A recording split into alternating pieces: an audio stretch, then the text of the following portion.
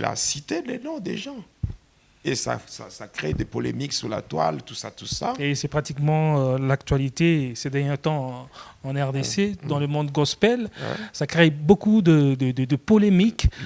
Alors, et là, vous venez aussi d'affirmer que la plupart, la majorité des artistes musiciens qui font du gospel sont dans l'occultisme. Oui, je l'ai dit haut et fort. Je dis bien haut et fort. Ils sont dans l'occultisme. Il y en a d'autres qui sont des bisexuels. Chez lui, il est marié. Il est le mari d'une femme. Lui, mari d'une femme, mais quelque part, lui aussi, il est la femme d'un homme. Ouais. Et vous venez troubler les enfants de Dieu avec des bêtises. Voilà. Mais comment alors, quels sont les indices? Parce que eux nous parlent de Jésus-Christ. Les enfants de Dieu comme des goïms. C'est-à-dire que comme du bétail humain. C'est-à-dire que ce sont des gens qui sont tellement mauvais, sadiques, mais ils peuvent venir là avec une apparence de piété, mais en réalité, ce sont des loups ravisseurs. Ils viennent pour détourner les enfants de Dieu. Voici les techniques. Voici les techniques qu'on nous apprenait déjà à partir de ce monde-là, parce que tous les agents de ténèbres se réunissent dans...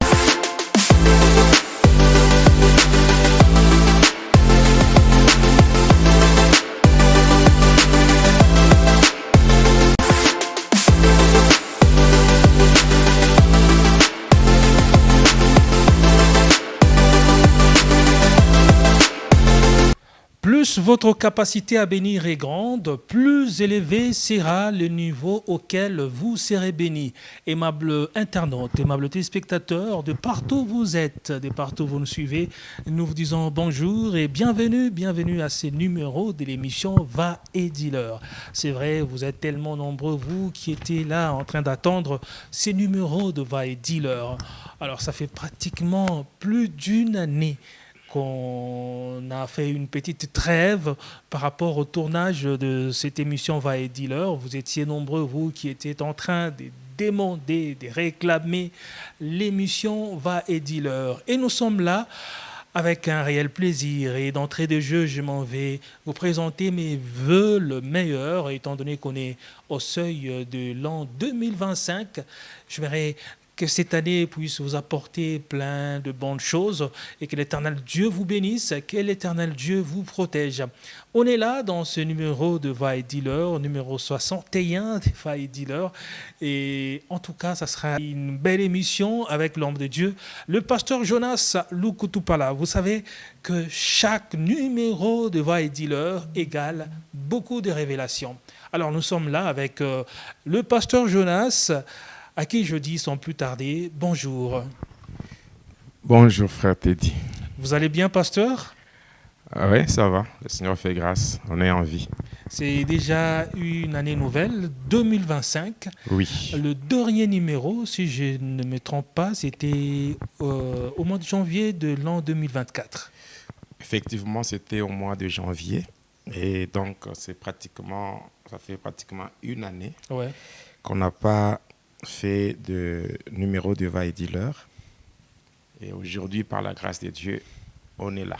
Nous sommes de retour pour le compte de notre émission Va et Dealer. Voilà. Alors, ça fait pratiquement au numéro 60, voire même numéro 59 de Va et Dealer. Nous étions en train de parler de la Kabbale. Et on va poursuivre avec ce thème, la Kabbale juive. Et vous avez déjà eu à parler de fond en comble de ce thème. Et on va poursuivre aujourd'hui de ce thème. Oui, par la grâce de Dieu, nous allons poursuivre avec ce thème qui n'est autre que la Kabbale juive. Oui. Mais avant cela, nous allons recommander cette émission entre les mains du Seigneur. Okay. Afin que le Seigneur nous soit favorable du début jusqu'à la fin, parce que nous savons très bien que notre ennemi commun, le diable, n'aime pas à ce que ses œuvres soient dévoilées. Alors d'une manière ou d'une autre, il va chercher à nous combattre, mais par la grâce de Dieu, ça va aller. Alors, nous allons prier. Éternel notre Dieu, au nom de Jésus-Christ, nous te disons merci. Merci, toi qui es le maître de temps et des circonstances. Merci, toi qui nous as protégés durant toute l'année 2024. Et tu as permis que nous fassions la traversée jusqu'en 2025. Gloire te soit rendue, toi le véritable Dieu, pour ton amour tellement grand. Seigneur, nous voulons parler de ta part afin d'édifier ton peuple, selon qu'il est dit, à la loi et au témoignage. Car si on ne parle pas ainsi, il n'y aura point d'aurore pour le peuple. Raison pour laquelle, ô Dieu, nous avons besoin de ton assistance. Laisse que ton esprit nous prenne en charge. Que l'esprit de Dieu nous soutienne. Et que le sang de Jésus-Christ nous couvre, nous rende invisibles afin que les traits enflammés de l'ennemi contre nos vies soient sans effet au nom de Jésus. Nous voulons, Seigneur, que ce témoignage soit donné sous la mouvance du Saint-Esprit afin de toucher les âmes perdues, les brebis égarées, même ceux-là qui sont dans la confusion, afin d'enlever toute zone d'ombre. Nous voulons, Seigneur, que toute la gloire te revienne au travers de cette émission. Au nom de Jésus-Christ. Amen. Amen. Alors nous sommes là, aimables internautes, aimables téléspectateurs, avec le pasteur Jonas dans cette émission Va et Dis-leur. Cette émission qui vous bénit, cette émission qui vous édifie, cette émission qui vous apporte de bonnes choses. Et comme vous le savez, j'ai toujours dit dans cette émission que les bonnes choses se partagent. Et c'est la toute première fois que vous nous suivez sur Jonas Lunkutumpala, chaîne officielle, chaîne YouTube.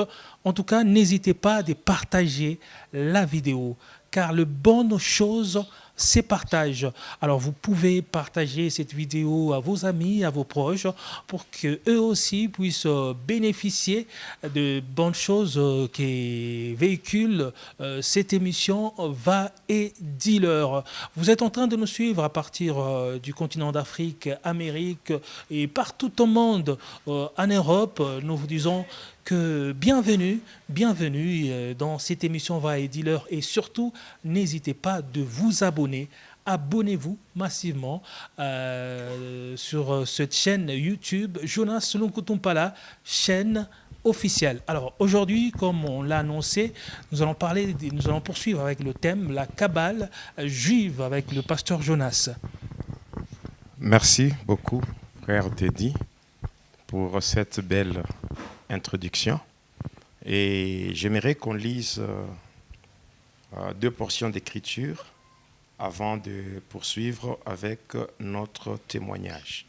Alors nous sommes dans l'évangile selon Matthieu. Oui. Matthieu, le chapitre 11, et nous lisons le verset 13. Donc, Matthieu, chapitre 11, et nous allons lire le 13e verset. Ça, c'est le premier livre. On peut même commencer à partir du verset 12 jusqu'au verset 14. Mais le verset qui nous intéresse beaucoup plus, c'est le verset 13. Là, nous sommes dans Matthieu 11, le verset 12 à 14. Depuis le temps de Jean-Baptiste jusqu'à présent, le royaume des cieux est forcé. Et ce sont les violents qui s'en emparent. Car les prophètes et la loi ont prophétisé jusqu'à Jean. Et si vous voulez le comprendre, c'est lui qui est l'Élie qui devait venir. Et je vais prendre un deuxième texte. Je suis dans le livre de Deutéronome.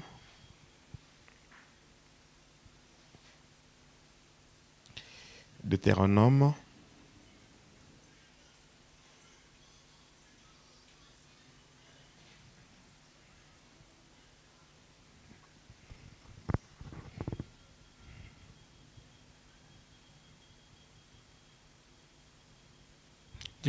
Deutéronome 18. Oui.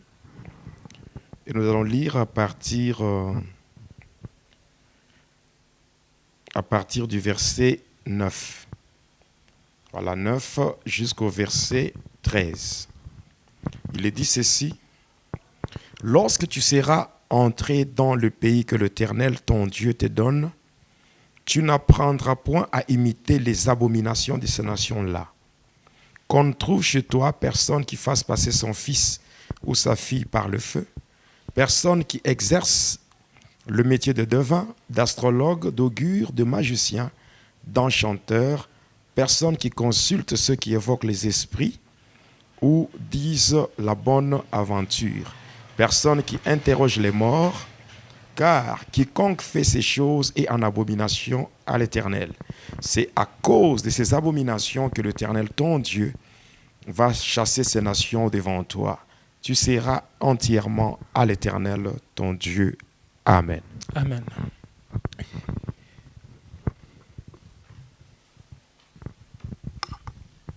Là, je viens de lire 2 portions d'écriture qui vont nous aider pour soutenir le témoignage ou la partie d'aujourd'hui. J'ai donné le premier livre dans l'Évangile selon Matthieu, le deuxième livre dans le livre de Deutéronome.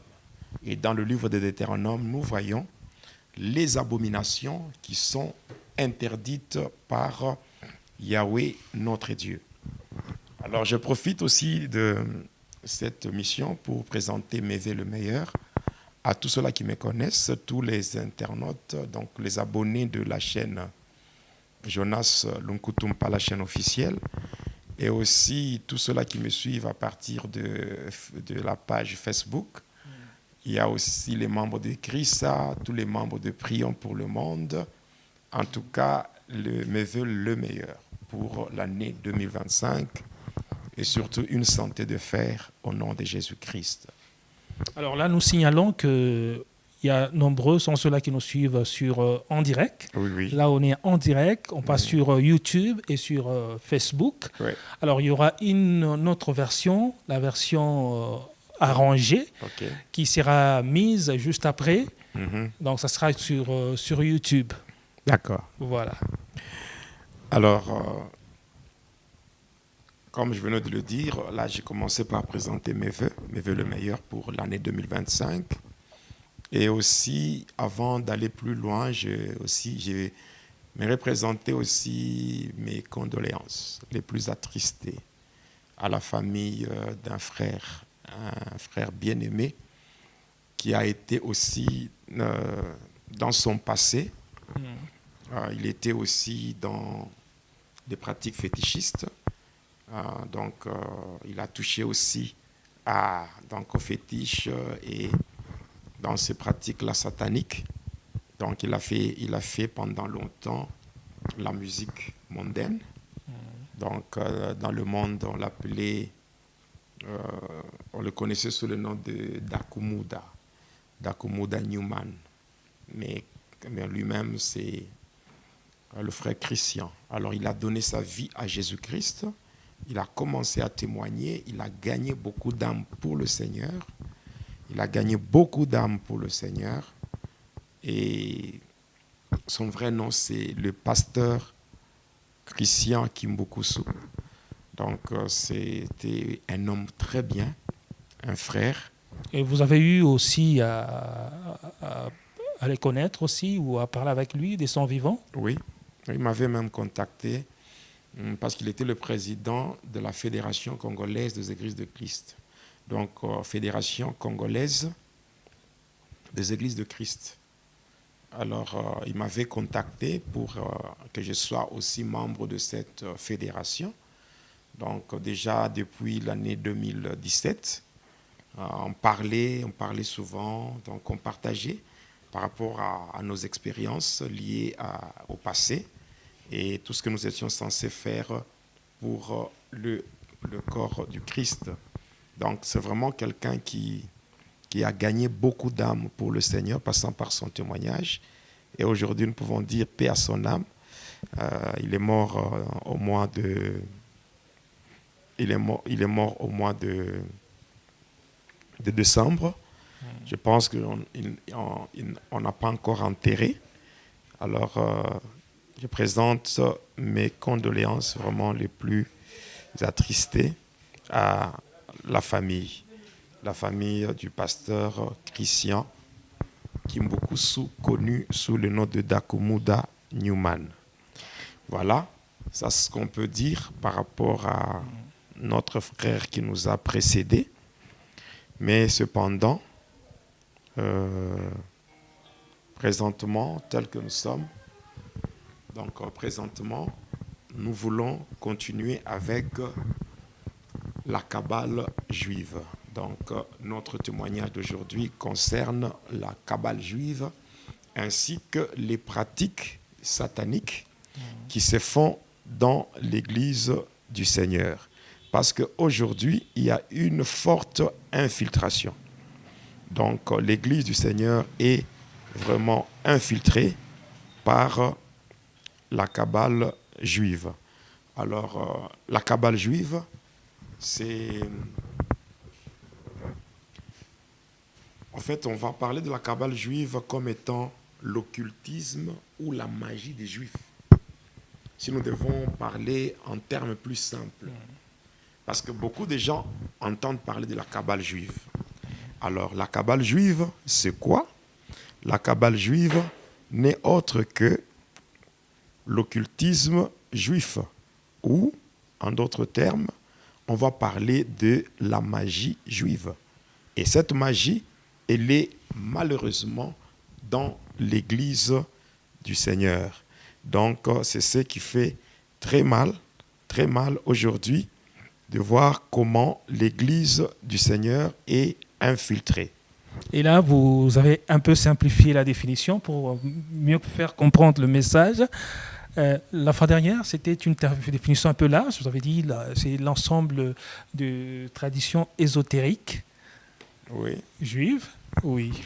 La Kabbale juive, c'est l'ensemble de toutes les spéculations métaphysiques sur Dieu, sur l'homme, sur l'univers, prenant racine dans les traditions ésotériques du judaïsme. Voilà. Donc là, quand j'ai dit la Kabbale juive, c'est tout simplement l'occultisme juif ou la magie juive. C'est d'une manière résumée. Mais si on doit parler vraiment de la définition, la définition de la Kabbale juive, c'est tout simplement l'ensemble de toutes les spéculations métaphysiques sur Dieu, sur l'homme, sur la nature, sur l'univers, prenant racine dans les traditions ésotériques du judaïsme. Et lorsqu'on parle de la Kabbale juive, il faut savoir que cette Kabbale est divisée en deux branches. Il y a ce qu'on appelle le judéo-chrétien et il y a aussi le rabbin, c'est-à-dire le rabbin qu'on appelle encore rabbis. Alors, les judéo-chrétiens, ce sont deux chrétiens, mais qui se sont judaïsés, c'est-à-dire qui reconnaissent, qui ont déjà accepté Jésus-Christ, mais qui vivent leur vie en adoptant les pratiques du judaïsme, comme le sabbat, 7e jour. Oh, on ne doit pas manger tel aliment parce que c'est interdit et tout. Vous voyez, ça, c'est ce qu'on appelle les judéo-chrétiens. Alors, le rabbin maintenant, le rabbin ou les rabbis, ce sont des kabbalistes qui ont découvert le mode opératoire des anges. Donc, ils savent comment opérer avec les anges, comment faire ce qu'on appelle la manipulation des anges, qui peut faire ce qu'on appelle comment entrer en contact avec les anges gardiens, comment opérer avec des fausses délivrances. En réalité, ces anges-là ne sont que des démons, c'est-à-dire des démons déguisés et qui prennent la forme des anges. Et ce sont les anges déchus. Là, c'est un peu ce qu'on peut dire par rapport à la Kabbale juive.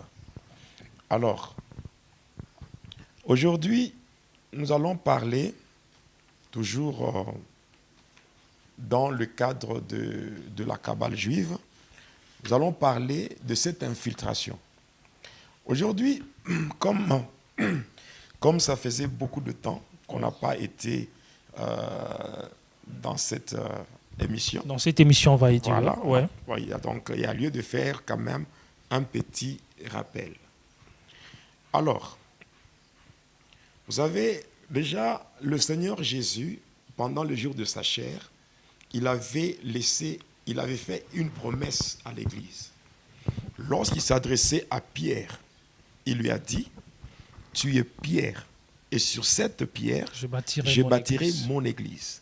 Et les portes du séjour des morts ne prévaudront jamais contre elle. Déjà, quand le Seigneur parlait comme ça, il parlait de ce qui se faisait dans le ténèbre contre l'Église. Et aujourd'hui, les choses qui avaient été dites par le Seigneur s'accomplissent déjà. Donc, il y avait déjà, pendant le jour de sa chair, c'est-à-dire, je parle du Seigneur Jésus, ouais. On a vu déjà, il y avait certains mouvements, tels que les pharisiens, il y avait les sadducéens, et tous ces gens-là, c'était des hypocrites qui étaient en train d'induire en erreur les enfants de Dieu. Il y avait des gens qui les suivaient et qui croyaient que ces gens-là étaient dans le vrai. Mais en réalité, c'était des hypocrites. Oui. Et même dans Matthieu, on va voir lorsque Jean-Baptiste faisait son baptême. Il faisait le baptême, le baptême quand il baptisait les gens. La Bible dit, voyant venir à son baptême les pharisiens, il n'avait pas eu froid aux yeux. Saisi par l'Esprit du Seigneur, il a dit, race de vipères, qui vous a appris à fuir la colère à venir? Donc, voyez déjà. Donc, il y avait des gens qui menaçaient l'œuvre du Seigneur. Lorsque nous voyons même l'église de Colosse, il y avait un culte des anges. Et l'apôtre Paul a parlé aussi de cela. Ouais. Que personne ne vous ravisse le prix de votre course par ces révélations ou des histoires basées sur le culte des anges. Et on peut dire que ces histoires ne commencent pas aujourd'hui. Bon, prenons ouais. Une portion d'écriture. Nous sommes dans Colossiens. Prenons Colossiens.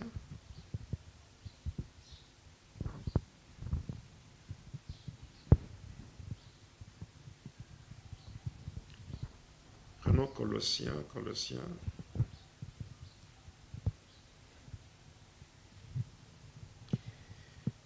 On va voir déjà comment l'Église du Seigneur était menacée. Et aujourd'hui, ils sont passés à une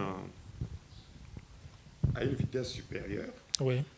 Avec leur pratique. Voilà pourquoi nous, en tant qu'enfants de Dieu, nous sommes dans Colossiens, chapitre 2. Nous lisons à partir du verset 15, donc verset 16 jusqu'au verset 19. Alors la Bible dit ceci, que personne donc ne vous juge au sujet du manger ou du boire, ou au sujet d'une fête, d'une nouvelle lune ou de sabbat. C'était l'ombre des choses à venir, mais le corps est en Christ. Qu'aucun homme, voilà le verset 18, qu'aucun homme sous une apparence d'humilité ou par un culte des anges ne vous ravisse à son gré le prix de la course, tandis qu'il s'abandonne à ses visions et qu'il est enflé d'un orgueil par ses pensées charnelles. sans s'attacher au chef dont tout le corps assisté est solidement assemblé par des jointures et de liens, tire l'accroissement que Dieu donne. Vous voyez déjà Colossiens chapitre 2, le verset 18. Oui. C'est clair. Oui. Donc, le culte des anges. Alors, ici, lorsque nous parlons de l'infiltration de l'occultisme dans l'Église, il y a beaucoup de pratiques. À un moment donné, on était en train de parler sur le catholicisme, c'est-à-dire la magie sainte. Bon, on avait parlé de ça pendant beaucoup de temps. D'ailleurs, on n'avait même pas encore fini. On avait parlé de ça. Beaucoup de gens pouvaient croire que c'est seulement dans l'Église catholique où il y a des pratiques sataniques. Il y a la dévotion mariale, il y a beaucoup de choses là qu'on a eu à expliquer. Ouais. Et on a vite compris que toutes ces pratiques-là étaient sataniques. Mais quand on regarde maintenant dans l'église de réveil, on regarde dans les églises pentecôtistes, on regarde même dans les églises protestantes, il y a des pratiques occultes, il y a des messages ésotériques qui sont dans l'église. Il y a des pratiques qui se font, il y a des messages qui sont prêchés. Toutes ces choses qui n'ont rien à voir avec le Seigneur. Qui n'ont vraiment rien à voir avec le Seigneur. C'est comme ça que nous qui étions de l'autre côté, on a eu à vivre ou à voir beaucoup de pratiques. Et maintenant, ayant reçu la grâce d'être sauvé, d'être délivré, on a reçu une mission claire de la part du Seigneur pour dévoiler, afin que les enfants de Dieu qui sont dans l'ignorance ne soient pas trompés. La Bible déclare dans Osée 4:6 que le peuple de Dieu périt par manque de connaissance. Oui. Alors, il y a des pratiques telles que le vaudou. Le vaudou. Il y a des pratiques sataniques comme un ordre mystique qu'on appelle l'ordre de la lumière dorée de Melchisédek. Oui. Bon, on coupe tout court, on dit l'ordre de Melchisédek. Parce que dans la Bible, on va parler de Jésus qui a été déclaré souverain sacrificateur de l'ordre de Melchisédek. Vous voyez? Or qu'en réalité, dans cet ordre-là, qu'on appelle l'ordre de la lumière dorée de Melchisédek, il n'y a rien de Jésus. En dehors de ça, il y a des pratiques comme la Kabbale juive. Cette Kabbale juive, elle s'est infiltrée dans l'Église avec comme objectif de préparer le retour de l'Antéchrist. C'est ça. Mais on sent que, pasteur, selon tout ce que vous avez toujours à dire ici dans cette émission, va et dit l'heure, on sent que toutes les églises sont infiltrées. Infiltrées, oui, parce que le diable veut gagner beaucoup de gens. Il ne veut pas, il ne veut pas aller seul. Il y a des soi-disant serviteurs de Dieu qui sont conscients de ce qu'ils font et d'autres qui sont inconscients, mais qui se retrouvent en train de faire des choses. Oui, nous allons y arriver. Oui. Non seulement il y a des serviteurs qui sont pasteurs, apôtres, je ne sais pas qui encore. Il y a aussi le chantre. Le chantre qui était chantre du Seigneur, qui était dans en fait, la musique chrétienne. Mais qui sont aujourd'hui membres de la Kabbale. Et quand ils vont plus loin, étant sponsorisés par les gourous, les gourous, c'est-à-dire des maîtres spirituels, ils évoluent à un moment donné la nouvelle stratégie pour qu'eux aussi atteignent une certaine dimension. La nouvelle stratégie, c'est que ces chantres-là doivent aussi changer pour devenir des pasteurs et des apôtres. Vous allez constater ce mouvement-là. La plupart de ceux-là qui étaient des chantres, n'est-ce pas? Aujourd'hui, la majorité sont devenus des pasteurs. Bon, il y a de ceux-là qui ont des appels. Il y a ceux-là qui ont l'appel, ouais. mais ils sont en petit nombre. Ils sont en petit nombre. Mais la majorité d'entre eux s'improvisent. Parce que si on doit tout dire sur la musique qu'on appelle le gospel, hein, si on doit tout dire par rapport aux chantres d'aujourd'hui, on aura la nausée et on n'aura même pas besoin de chanter leurs cantiques dans les églises. Comment ça? Je suis clair dans ce que je dis, je ne mâche pas les mots. Comment ça? Parce que lorsque nous entendons la musique qui est chantée, ils sont inspirés. On sent qu'il y a des ceux-là qui sont inspirés par les Saintes Écritures. Bon, inspirés. Oh, oui. Inspirés, mais vous êtes inspirés, mais vous chantez vous chantez pour le Seigneur, soi-disant, mais pour avoir du succès et avoir une certaine notoriété, vous devez faire recours aux sirènes des eaux. Le tout n'est pas de voir quelqu'un qui chante, mais le tout est de voir, parce que le Seigneur a dit, vous allez les reconnaître, hein, vous les reconnaîtrez par leur... Est-ce que c'est tout à fait normal qu'une personne consciente qui compose la musique, qui chante, soi-disant pour Dieu, pendant qu'il fait d'autres choses d'une manière clandestine, il est dans des pactes sataniques? Oui. Oui. Alors, tous ceux-là qui sont dans les églises en train d'utiliser le talit, le chauffard, est-ce qu'ils se cachent? Parce que quand ils utilisent le talit gadol ou bien katan, ou bien ceux-là qui ont à leur poignet, vous voyez le fil rouge, le fil cramoisi, est-ce qu'ils se cachent? Est-ce qu'ils se cachent? C'est ma question. Ils ne font pas ça au vu et au su de tout le monde. Est-ce que quand je sers Dieu, tu as, je ne sais pas, une montre, ça ne suffit pas. Il faut ajouter aussi des fils cramoisis. Il faut ajouter des grosses bagues là pour faire quoi? Pour que ça vous donne quoi? Donc c'est comme ça que ces gens-là se cachent. Au travers de ces histoires-là, on croit que ces gens-là sont là pour Dieu. Mais en réalité, ça n'a rien à voir avec Dieu. Aujourd'hui, il y a des chantres qui font du gospel, mais qui font participer aux enfants de Dieu à l'adoration satanique. Et je pense, cette année 2025, c'est une année de l'ascension spirituelle.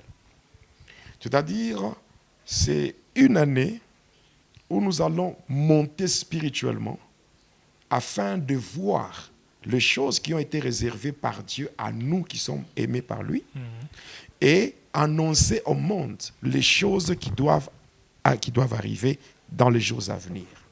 Alors, s'il faut dénoncer ou citer les gens qui font des bêtises, on va le faire. Ça fait une année qu'on n'a pas été avec vous dans cette émission. À cause de quoi? À cause des poisons. Et ceux-là qui m'ont empoisonné tout ça, ce ne sont pas des païens ou des musulmans. Ce sont des soi-disant chrétiens, serviteurs de Dieu. Aujourd'hui, je suis au 25e empoisonnement. Ouais. Et vous êtes toujours en vie. Oui, je suis là, je suis en vie. Si je suis en vie, après 25 poisons, donc ma décision est claire. Je vais dévoiler les œuvres du diable. Même s'il faut mourir pour ça, j'accepte. Et vous dites qu'au courant de cette année 2025, vous allez citer nommément. Oui. Voilà. Comme mon frère qui vient de nous quitter, le pasteur Christian Dakoumouda. Il a cité les noms des gens. Et ça crée des polémiques sur la toile, tout ça. Et c'est pratiquement l'actualité ces derniers temps en RDC, dans le monde gospel. Ça crée beaucoup de polémiques. Alors, et là, vous venez aussi d'affirmer que la plupart, la majorité des artistes et musiciens qui font du gospel sont dans l'occultisme. Oui, je l'ai dit haut et fort. Je dis bien haut et fort. Ils sont dans l'occultisme. Il y en a d'autres qui sont des bisexuels. Chez lui, il est marié. Il est le mari d'une femme. Lui, mari d'une femme, mais quelque part, lui aussi, il est la femme d'un homme. Ouais. Et vous venez troubler les enfants de Dieu avec des bêtises. Voilà. Mais comment alors, quels sont les indices? Parce que eux nous parlent de Jésus-Christ. Mais comment vraiment les reconnaître? Le tout n'est pas de voir quelqu'un qui a lancé sous le marché du disque son album, ou bien quelqu'un qui a fait des beaux clips, tout ça. Mais il faut quand même voir les gens qui sont dans son entourage. Et ils vous diront que non, vous avez affaire à un crocodile. C'est comme c'est que la complainte que l'Éternel a dit à Ézéchiel de faire sur Pharaon. Il lui dit quoi? Tu paraissais comme un lionceau, mais toi-même tu es un crocodile. Voilà. Si Jésus est le lion de la tribu de Juda, donc nous qui avons donné nos vies à Jésus, nous sommes des petits lions, n'est-ce pas? Ouais. Voilà. Maintenant, il y a des gens qui paraissent comme ça, comme des petits lions, comme des lionceaux, mais en réalité, ce sont des crocodiles. Oui, je le dis encore, ce sont des crocodiles. Mais en fait, c'est trop risqué pour les enfants de Dieu parce que vous allez voir que en fait, la plupart des chrétiens ont l'habitude, avant de prier ou de méditer, avec les cantiques chantés par les artistes musiciens. Je n'ai pas bien saisi la question. La plupart des chrétiens ont l'habitude de méditer ou de prier, d'adorer l'Éternel avec ces cantiques chantés par les artistes musiciens gospel. Ce n'est pas moi qui dis ça. Là, c'est la Bible dans Osée 4, 6. Le peuple de Dieu périt parce qu'il lui manque la connaissance. Ici, il n'y a pas seulement la connaissance de la parole de Dieu, il y a aussi la connaissance en termes de révélation. Vous voyez? Donc, un peuple sans révélation, c'est un peuple sans frein. C'est un peuple sans frein. Donc, à tout moment, on peut faire des accidents. Enfin, donc, avant d'auditionner la musique, même une musique de soi-disant artistes qui font du gospel, il faut d'abord avoir de la révélation. Il faut avoir la révélation parce qu'aujourd'hui, il y a des gens qui font participer les enfants de Dieu à l'adoration satanique. Je le dis bien, satanique.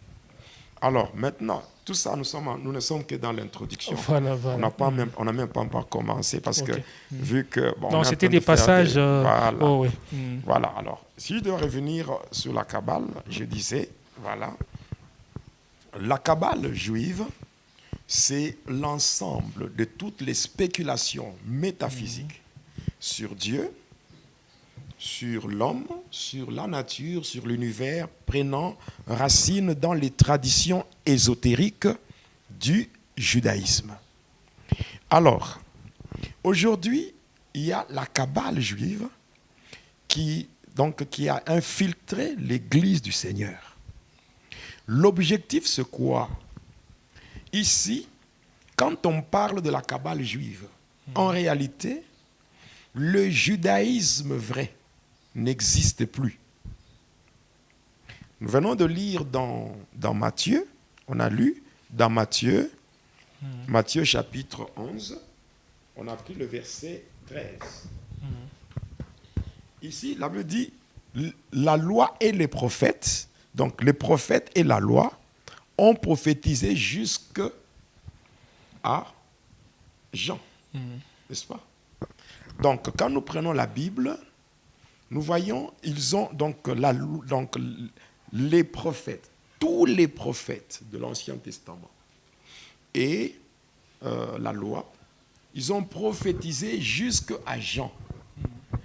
Jean, c'est lui-même l'Élie qui devait venir. C'est ce que Jésus lui-même dit. Nous sommes dans Matthieu 11. L'Élie qui devait venir. Parce qu'il est dit dans le livre de Malachie, je vous enverrai Élie le prophète. Et c'est celui-là qui ramènera le cœur des enfants vers le Père. Or, celui qui a ramené Israël à Dieu, c'était Jean-Baptiste.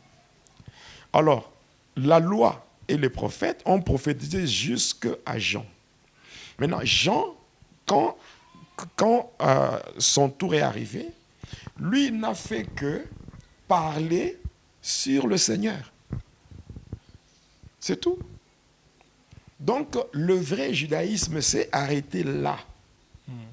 Le judaïsme que nous avons aujourd'hui, le judaïsme du temps moderne, c'est un judaïsme, on va dire, un judaïsme falsifié. Falsifié. Et ce judaïsme-là a comme objectif de préparer la venue de l'Antéchrist, passant par la reconstruction du 3e temple de Jérusalem. Et le 3e temple de Jérusalem qu'on doit construire, c'est ça. Ça sera même la cité même de l'Antéchrist, le capitaine Saman Lee. Moi, je ne parle pas de ça comme quelqu'un qui raconte des histoires. Moi, je vous parle parce que moi, j'ai servi le diable. Je l'ai servi déjà à partir de 2 mois. Déjà, à l'âge de 2 mois, j'étais un agent de Satan. Dans les anciens numéros de Vaille Dealer. Là, c'était au tout début, hein, oui, j'ai eu à parler de tout mon parcours. Ouais. J'ai eu à parler de tout mon parcours jusqu'à ce que j'ai rencontré des prêtres et tout et tout. Alors, lorsque j'avais rencontré des prêtres catholiques, alors, c'était un prêtre de nationalité espagnole et il était de la congrégation de Pères Blancs. Et c'est celui-là qui m'avait initié à la magie sainte. La magie sainte qui n'est autre que la magie catholique. Et cette magie a 2 sièges. Dans le monde des humains, c'est-à-dire nous avons un État dans un État, c'est-à-dire l'État du Vatican qui se retrouve dans l'État d'Italie. Et dans le monde de Satan, cette magie sainte a comme siège le domaine marial. Le domaine marial qui se retrouve dans le monde Armstrong. Dans le monde Armstrong, c'est là où il y a même tout le siège administratif de Satan. Et à côté, il y a un domaine, le domaine marial, un domaine qui est vraiment très vaste. Et je crois que dans un numéro de Vaille Dealer, j'ai parlé même sur les différentes maisons et les différentes chambres. J'ai eu à parler même sur Charlemagne, j'ai parlé sur l'origine même du scoutisme avec Baden-Powell. Baden-Powell, oui. Hein? Robert Smith Stephenson Baden-Powell. C'est ça son vrai nom. Parce que moi-même, j'étais dans le scoutisme. Oui. Robert Smith Stephenson Baden-Powell. J'avais fait la promesse. Après la promesse, je suis passé à la totémisation. Donc, j'ai eu un totem, c'était Bouquetin sournois. Alors, je suis passé. Donc, je commençais par la meute pour être louveteau de la troupe, pour devenir troupard. Après, je suis allé à la compagnie. Après compagnie, je suis allé à la route. Donc, je suis passé dans le scoutisme. Donc, toutes ces choses-là. Alors, j'ai parlé de ça. Et toujours, lorsque j'étais avec ce prêtre-là, il m'avait donné les coordonnées d'une grande maison de grands médiums européens. On appelle ça les éditions Balsamo. Ça se trouve en France sur la rue de Berne. Voilà.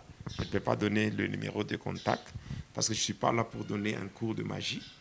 Voilà, ceux-là qui connaissent bien la rue de Berne savent de quoi je parle. Alors, c'est là que j'ai commencé à faire la magie blanche. C'est-à-dire qu'il y a plusieurs sortes de magie, mais à la base, il n'y a que 3. Il y a la magie noire, la magie rouge et la magie blanche. Alors, la magie blanche, c'est là où on cherche à expliquer l'existence des dieux passant par la science. Alors j'ai évolué à partir des éditions Balsamo. J'ai été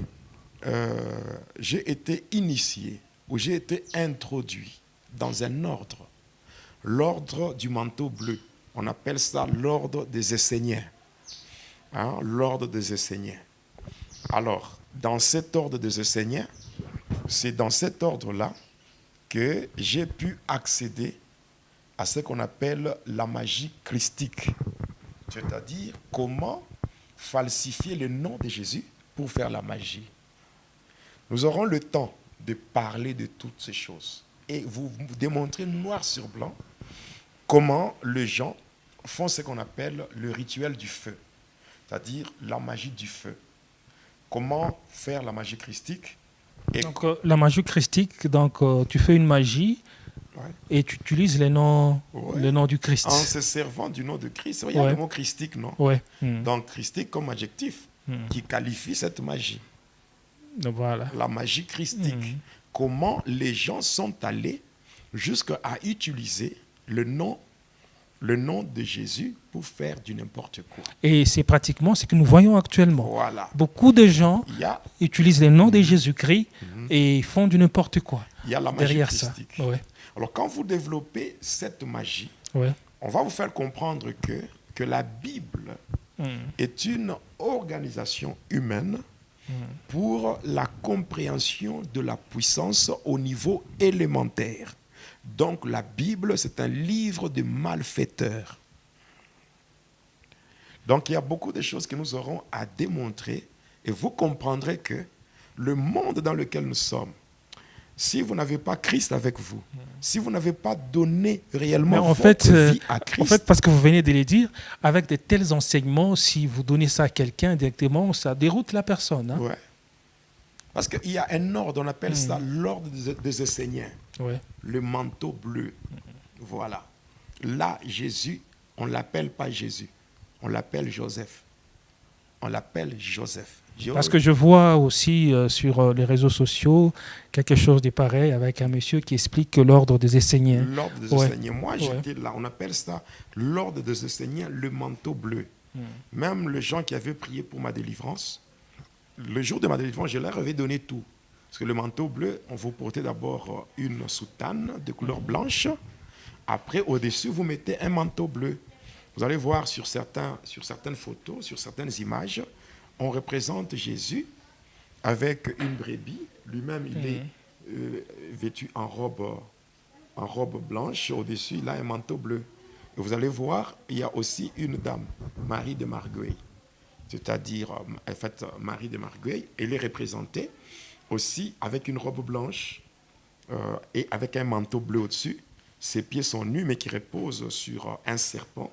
Le serpent est au-dessus de la terre, représenté par une sorte de globe terrestre. Et vous voyez, à sa tête, il y a une couronne des 12 étoiles. Et à ses mains, il y a des rayons lumineux. Ça, ce sont des images de cet ordre-là, l'ordre des Esséniens. C'est dans l'ordre des Esséniens où on pratique la magie christique. Et en utilisant le nom de Joseph, comme pour dire, lorsqu'il a quitté Israël pour aller en Égypte, c'est là qu'il avait subi l'incarnation du Christ pour devenir Jésus. Comme pour dire, en mettant sur le tétragramme, on obtient Yehoshua Hamashiach. Donc, on pratique ça comme ça. Et on aura à démontrer noir sur blanc comment on trompe les enfants de Dieu avec des épées. Vous voyez? Vous voyez aujourd'hui dans des églises, vous voyez des serviteurs avec des épées. Ouais. Il y a épée de Moïse, épée de Gédéon. Tout ça, on aura à expliquer ça. Quand j'ai évolué, on m'a donné le coffret des Balsamo. Dans le coffret des Balsamo, il y avait beaucoup de choses. Alors, j'ai évolué jusqu'à ce que j'ai atteint un niveau de grand maître. Ouais.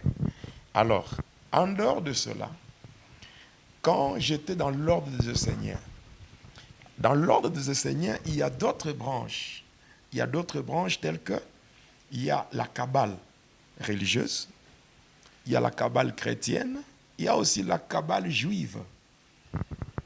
Parce que quand on parle de la Kabbale, il ne faut pas croire qu'il n'y a que la Kabbale juive. Il y a la Kabbale chrétienne. Il y a aussi la Kabbale religieuse et la Kabbale juive. La Kabbale juive, là, toutes les pratiques qui se font là tirent leur origine dans les traditions ésotériques du judaïsme. Je ne sais pas si on se comprend. Oh oui. Oui, parce que la Kabbale n'est pas limitée seulement aux Juifs. Et la Kabbale chrétienne? La Kabbale chrétienne, c'est là où il y a il y a l'antoinisme, il y a d'autres pratiques, hein, d'autres sciences que nous aurons aussi à dénoncer. Okay. Pour découvrir les agents de ténèbres. Il y a par exemple l'ordre Ayem. Oui, Ayem. Donc, en français, vous savez, je suis. N'est-ce pas? Je suis. Lorsqu'on a dit à Moïse ne pose pas poser la question. Lorsque j'irai là-bas, on me demandera qui t'envoie. Tu répondras comment? Je suis. Je suis. Hein? Alors, il y a un ordre qu'on appelle je suis. Donc, c'est vraiment très subtil parce que ces gens prennent toutes leurs inspirations dans la Bible. Et quand ils viennent avec, au départ, vous n'allez pas comprendre qu'on est en train de vous parler de Satan, on est en train de vous parler de Dieu.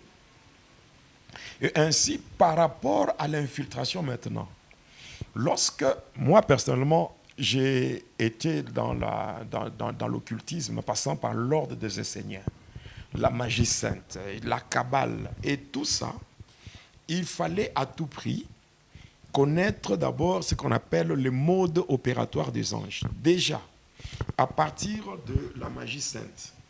La magie sainte est basée sur deux pratiques.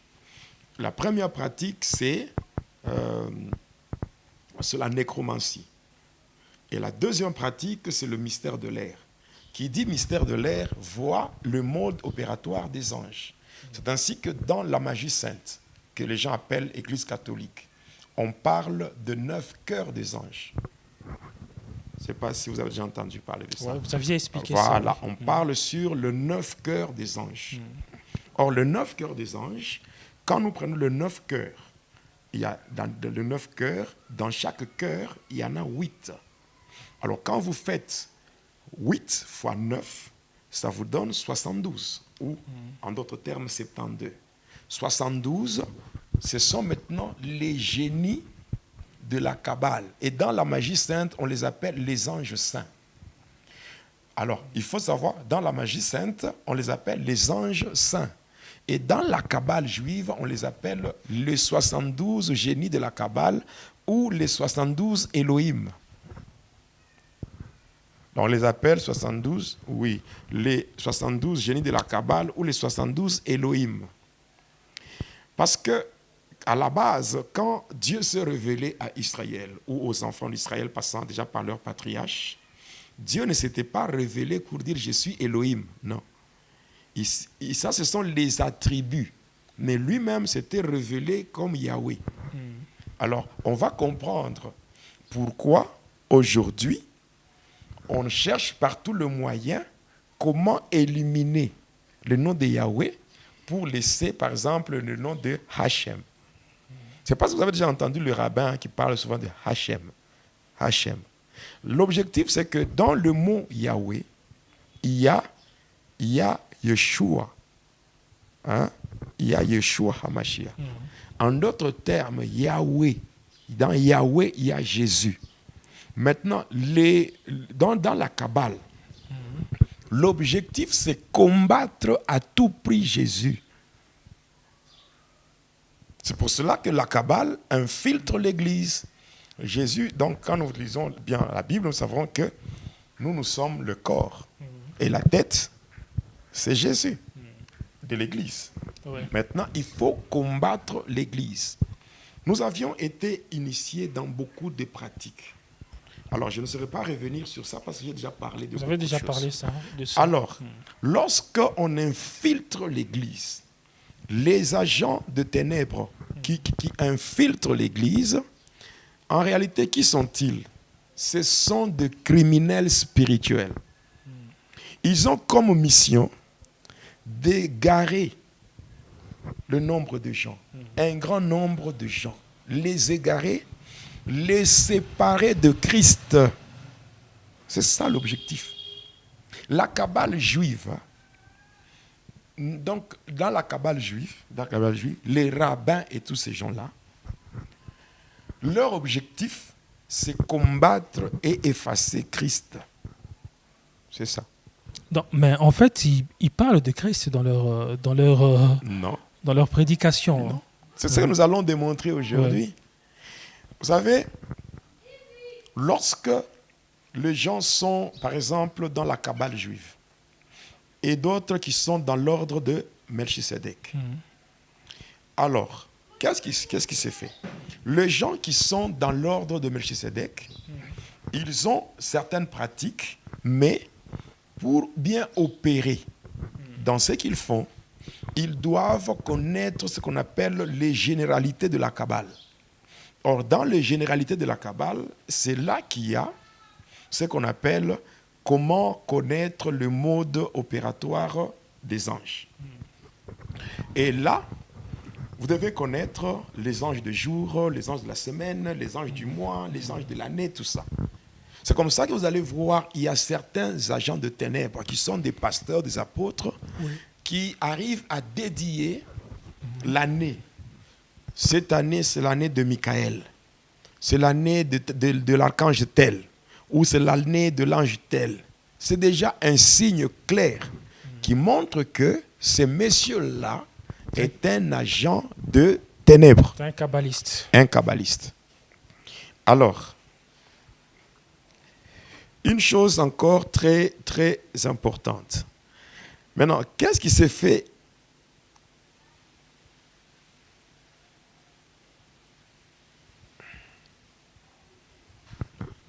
Qu'est-ce qui se fait maintenant par rapport à l'infiltration? Tous les agents de ténèbres qui sont initiés.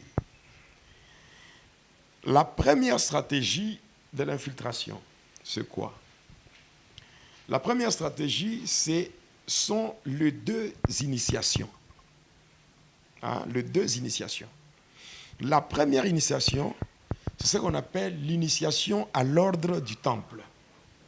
C'est-à-dire, quand on est agent de la Kabbale ou de l'ordre de Melchisedec, il faut maintenant, lorsque on doit infiltrer l'église du Seigneur, il faut d'abord initier le temple. Pas initier les humains. Non. Le bâtiment. On doit initier le bâtiment. Et là, on doit maintenant, pour initier le bâtiment, on doit appeler les anges qui doivent être les gardiens du lieu. Et ces anges-là descendent. Et ces anges-là ont comme mission d'envoûter tout cela qui entre dans ce bâtiment-là. Donc, il y a certains bâtiments qui sont de sanctuaires maudits. Il y a des bâtiments qui sont déjà de sanctuaires sataniques. C'est-à-dire qu'on vous invite, non, il y a convention, il y a séminaire, tout. Le fait que vous allez seulement là-bas, si vous n'avez pas les deux pieds en Christ, directement on vous envoûte. Maintenant, les gens qui entrent dans les églises sont de deux catégories. Il y a ceux-là qui sont faibles en esprit et ce sont les oui-oui, c'est-à-dire qui acceptent tout ce qu'on leur dit. C'est parce que le temple est déjà initié et il y a des anges d'envoûtement qui font à ce que tout cela qui entre se retrouve déjà initié, envoûté.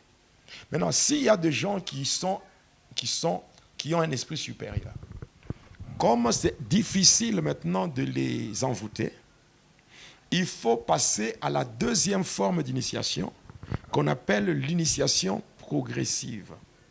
Alors l'initiation progressive, c'est fait par des pratiques et des rituels.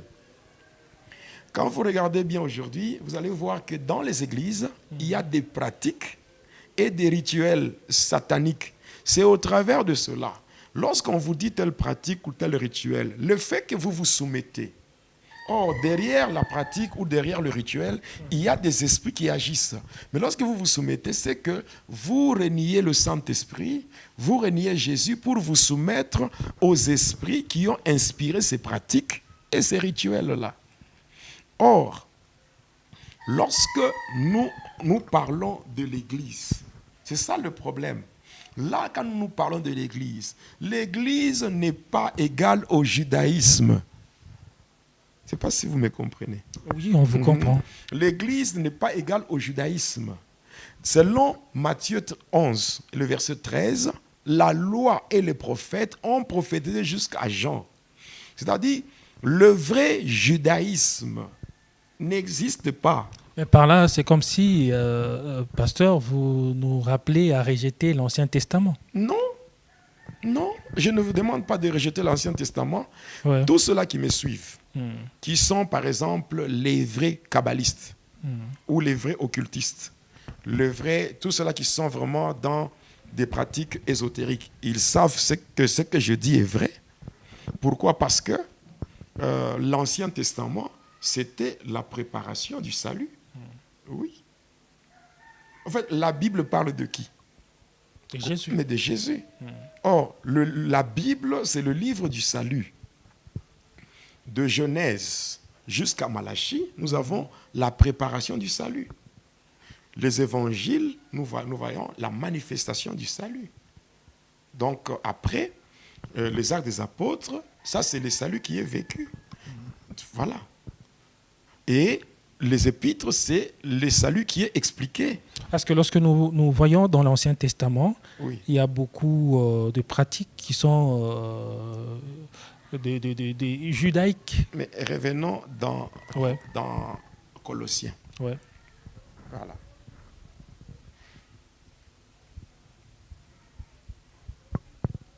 Colossiens chapitre 2. Ouais. Nous prenons le verset 17. La Bible dit ceci. C'était l'ombre des choses à venir. Okay. Mais le corps est en Christ. C'est tout. Parce que nous prenons l'Ancien Testament et le Nouveau Testament. Les deux testaments dans les deux testaments reposent sur deux dispensations. La première dispensation, c'est la première alliance. Et la deuxième dispensation, nous avons la deuxième alliance. Mais quand nous prenons l'Ancien Testament, voilà. Bon, ça, c'était quel sacerdoce? C'est ça la question. C'était quel sacerdoce? C'était le sacerdoce lévitique selon l'ordre d'Aaron. Est-ce que l'Église est sous l'ordre d'Aaron? Non. Alors, le sacerdoce lévitique, et donc nous prenons l'Ancien Testament, le judaïsme, nous voyons le sacerdoce lévitique selon l'ordre d'Aaron. Aaron étant le souverain sacrificateur. Maintenant, lorsque Jésus est venu, après sa résurrection, il a été déclaré souverain sacrificateur selon l'ordre de Melchisédek. Maintenant, Hébreux 7,12 dit quoi? Le sacerdoce étant changé, il y a nécessairement changement de loi. C'est tout. Et que diriez-vous de ce que Jésus a dit, qui n'est pas venu abolir la loi? Il est venu parfaire. Il est venu parfaire la loi. Parce qu'en fait, quand nous prenons la loi qu'avaient les Juifs, c'était quelle loi, selon vous? Ce n'était pas ce que Moïse avait donné. C'était la loi de Moïse. Est-ce que ce que Moïse avait donné, c'est ce que Dieu avait donné? C'est ça ma question. Est-ce que ce que Moïse avait donné comme loi aux Juifs, est-ce que c'est ce que Dieu avait donné? Répondez. Jésus est venu pour nous ramener dans les premières tables. Parce que les premières tables que Dieu avait données à Moïse, Moïse avait cassé ça. N'est-ce pas? C'est que les deux tables sur lesquelles donc, la loi était écrite avec le doigt de Dieu. Vous n'avez pas ce que Moïse a donné aux Juifs, c'était ce que lui a écrit. Maintenant, Jésus est venu nous ramener dans la vraie loi. Et qu'est-ce qui manquait dans la loi de Moïse? Qu'est-ce qui manquait dans la loi de Moïse? L'amour. L'amour. C'est comme ça que Jésus va résumer. Tu aimeras ton Dieu de ton cœur et tu aimeras le prochain comme toi-même. Voilà. Donc Jésus n'a pas aboli, mais il est venu parfaire la loi pour la perfectionner, la rendre parfaite. Voilà, c'est ça. Alors quand nous prenons nous parlons sur la première dispensation. Nous parlons du premier sacerdoce. Évêque et apôtre, excusez-moi de revenir sur ça, parce que c'est vraiment important. Oui. Quelle doit être l'attitude maintenant du chrétien? Parce que nous avons toute la Bible face à l'Ancien Testament. Ouais. Comment il doit s'y prendre? Comment il doit considérer l'Ancien Testament? Oui. L'Ancien Testament, tout ce qui est dans l'Ancien Testament, quelqu'un qui lit la parole de Dieu avec l'Esprit de Dieu, en lisant la parole de Dieu avec l'Esprit de Dieu, on comprendra très bien que tout ce qui est dans l'Ancien Testament ne faisait qu'aller pour converger. Donc tous les prophètes, tout ce qui a été, ça convergeait seulement sur un seul homme. Et cet homme-là, c'est Jésus. Donc on peut lire l'Ancien Testament, ce n'est pas interdit. Mais cependant, ce qu'on doit comprendre, c'est que l'Ancien Testament, on nous montre comment le salut était en préparation. Arrivé à Malachie, donc de Genèse à Malachie, c'est la préparation du salut. Et après, nous avons les évangiles qui nous montrent que c'est la manifestation du salut. Parce que le salut, c'est Jésus lui-même, non?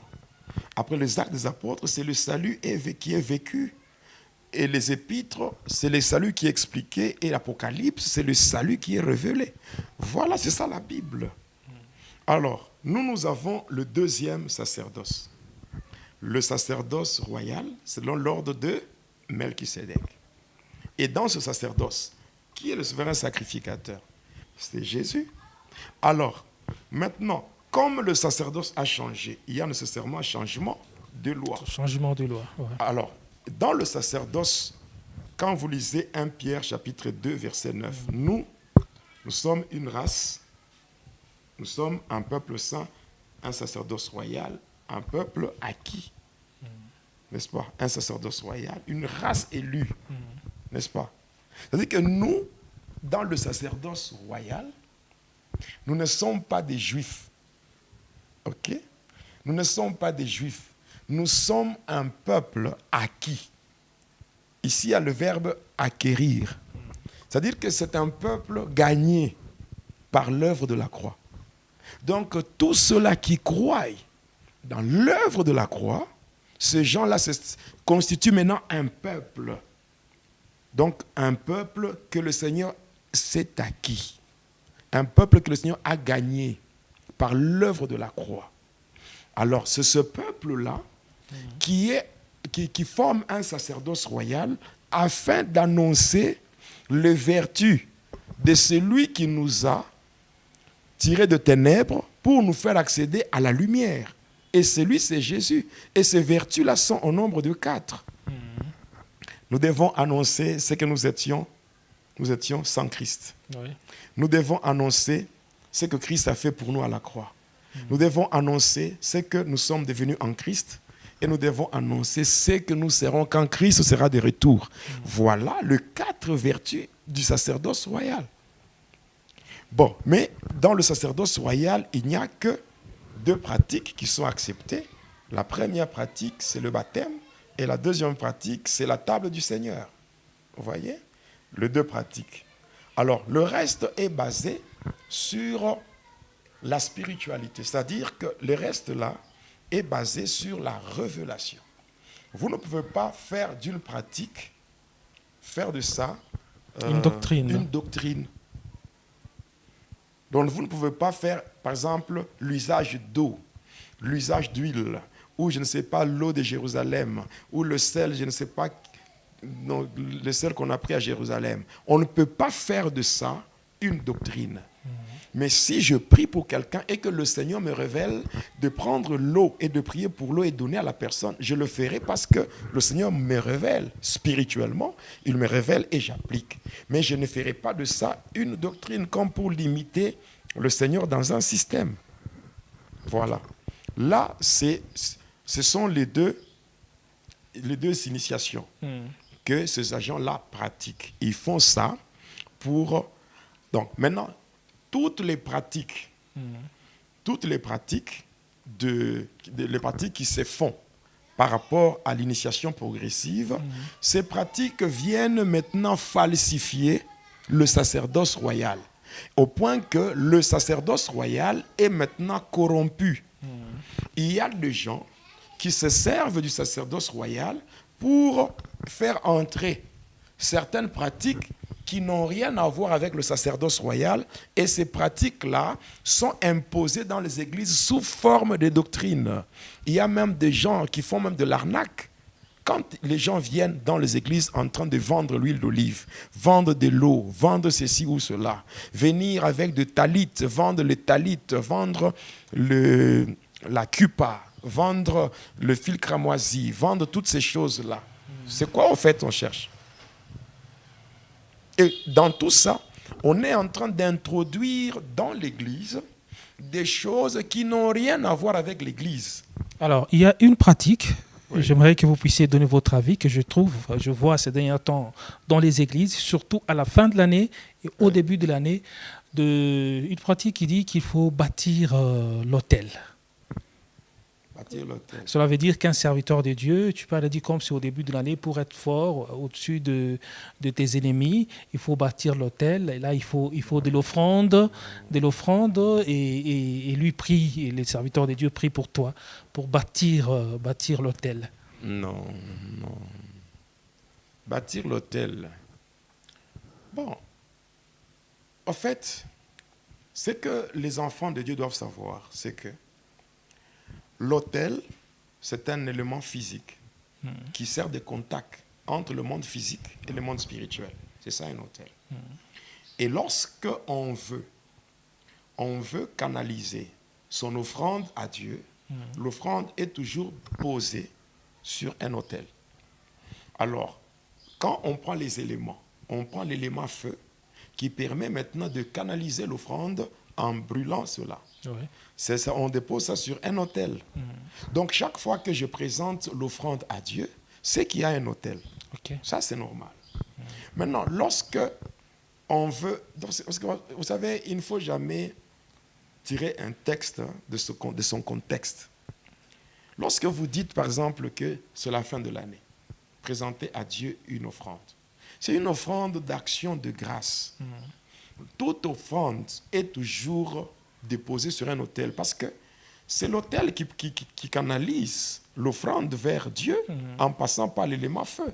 Okay. Voilà pourquoi même Élie, il avait bâti l'autel et il avait mis l'holocauste. Et le feu est descendu. Donc à chaque fois que nous déposons les offrandes, oui, c'est déjà sur un autel. Sur un autel. Mais finalement, l'offrande va arriver chez Dieu comment? Lorsque les gens, au lieu de parler clairement que donner l'offrande à Dieu pour dire merci, c'est-à-dire il vous a protégé durant toute l'année et maintenant vous voulez que Dieu, vous voulez lui dire merci, donnez votre offrande. Oui, quand quelqu'un donne son offrande, c'est que cette offrande est déposée sur l'autel. Oui, c'est tout. Okay. Mais il ne faut pas quand même mettre un accent particulier comme si c'est en donnant cet argent-là que l'autel maintenant va exister. Non. Quand tu vas bâtir l'autel qui va te rendre un peu fort vis-à-vis de tes ennemis et tout ça. Voilà. L'autel, c'est-à-dire que même moi, je peux être là, je dis Seigneur, par rapport à la prière que je veux faire une prière qui bouge. Vous voyez? Une prière qui bouge. Qu'est-ce qu'on appelle une prière qui bouge? Une prière qui bouge, c'est une prière qui est accompagnée par une offrande. C'est tout. Mais cette offrande est déposée sur l'autel, non? Je peux faire une prière personnelle, je prends une offrande, je dis Seigneur, je te présente cette offrande, afin que cette offrande accompagne ma prière. C'est tout. Il n'y a pas à créer comme une particularité à l'autel. L'autel, c'est une notion que les enfants de Dieu doivent comprendre que chaque fois qu'il y a une offrande, l'offrande n'est pas déposée en l'air, dans le vide. L'offrande est déposée sur un autel. Et l'élément feu permet la canalisation de l'offrande parce que le feu vient brûler. Okay. Ça brûle le feu du Saint-Esprit, ça brûle l'offrande et ça va au devant du Seigneur, c'est tout. Voilà. Alors, j'ai parlé de deux types d'initiation comme étant la première manière d'infiltrer. L'initiation du les temple, gens qui sont déjà initiés. Okay. Alors, lorsqu'ils doivent maintenant entrer en action, la première des choses, il faut, une fois initié, lorsqu'on doit maintenant agir pour le compte du diable, il faut passer par les deux formes d'initiation. Il faut commencer une église, construire un temple. Déjà, quand on construit, il faut que le temple soit déjà initié. De sorte que les gens qui viendront soient déjà envoûtés, parce qu'il y a les anges qu'on appelle les gardiens du lieu, qui ont comme objectif de faire accepter à tous ceux-là qui entreront tout ce que vous direz. Parce que vous avez déjà fait des alliances. Alors, ces alliances-là, vous devenez un élément qui doit véhiculer un message de la Kabbale. Maintenant, en parlant, il faudra que les gens qui vont entrer puissent aussi accepter votre message. Vous voyez? Oui. Alors pour cela, il faut que le temple soit initié. Maintenant, s'il y a d'autres qui ne parviennent pas à subir cet envoûtement, on passe maintenant à l'initiation progressive, passant par des pratiques et des rituels. Oui. Alors, comme dans l'église du Seigneur, il n'y a que deux pratiques, le baptême et la table du Seigneur. Alors, d'autres pratiques là, c'est des pratiques qui étaient dans l'ombre, qui étaient en fait l'ombre des choses à venir. Ces pratiques, on les introduit afin de falsifier le sacerdoce royal. Voilà pourquoi l'infiltration de la Kabbale dans l'Église fait à ce qu'aujourd'hui, que nous ayons un sacerdoce corrompu. Parce qu'il y a des choses qui n'ont rien à voir avec Jésus. Donc, rien. Parce que quand il y a changement de loi, il y a les éléments de la loi qui sont au nombre de 3. On va revenir sur ça. Donc, on va parler sur le précepte, sur le précepte et toutes ces choses-là. On va parler de ça pour dire que ça a été annulé. Ça a été changé. Et parmi les pratiques, il y a des préceptes, des pratiques et des rituels. Et des rituels comme ou pratiques l'usage du sel, de l'eau et toutes ces choses-là, c'est déjà passé. Ça n'a plus ces choses-là n'ont plus leur raison d'être. Donc actuellement, un serviteur de Dieu ne peut pas utiliser le sel. Non, pourquoi? On va utiliser le sel pourquoi? Si c'est le Seigneur qui vous révèle de le faire, faites-le, mais il ne faut pas faire de ça une doctrine. Alors, après ça, il y a la troisième stratégie qu'on utilise, ce sont les anges de la moisson. Les anges de la moisson, les gens qui sont dans la Kabbale. Les gens qui sont dans la Kabbale, eux ne font pas l'évangélisation. Ils ne font pas l'évangélisation. Il y a des anges, les anges de la moisson, qui envoûtent les gens et qui les envoient vers les kabbalistes afin qu'il y ait un engouement. Vous allez voir d'autres églises, il y a peu de gens. Mais il y a des églises, là c'est plein. Même s'il y a des gens que le pasteur ne connaît même pas, ils vont là-bas. Parce qu'ils sont orientés par des anges. Et dès qu'ils arrivent là, les anges les orientent là-bas pour qu'ils soient en contact avec ces gourous-là. Des gourous qui ont déjà abandonné Jésus il y a longtemps, mais on les oriente là-bas afin qu'ils soient maintenant bien contrôlés par Satan. Mais ici, il ne faut pas dire que toutes les églises, là où il y a beaucoup de gens, le Saint-Esprit peut aussi faire ça. Le Saint-Esprit ne peut pas entrer dans une église où il y a des pratiques qui ne glorifient pas le Seigneur. Non. Non. Mais le Saint-Esprit peut aider à l'évangélisation. Le Saint-Esprit, oui, nous aide lorsque nous faisons l'évangélisation. Parce qu'il a dit lui-même, il a dit, allez partout, n'est-ce pas? Faites de toutes les nations mes disciples. Maintenant, le jour de la Pentecôte, l'Esprit est descendu. Avant même la Pentecôte, le Seigneur va dire encore, vous recevrez une puissance. Le Saint-Esprit survenant sur vous, et vous serez mes témoins. Là, donc, vous irez partout, poussés par l'Esprit Saint, le Saint-Esprit. C'est ça. Maintenant, après, parce que il y a les gens qui sont envoûtés à partir des pratiques qui se font dans le temple. Et les anges qui vont maintenant prendre les gens. En fait, ce n'est pas la moisson. On les appelle les anges de la moisson, mais en réalité, ce sont des esprits qui vont capturer. Des esprits. Il y a les esprits faibles qui sont capturés et on les amène. Lorsque les esprits sont conduits là, c'est pour devenir maintenant des fanatiques. C'est pas juste clair. Ouais. Les fanatiques de ces gourous-là.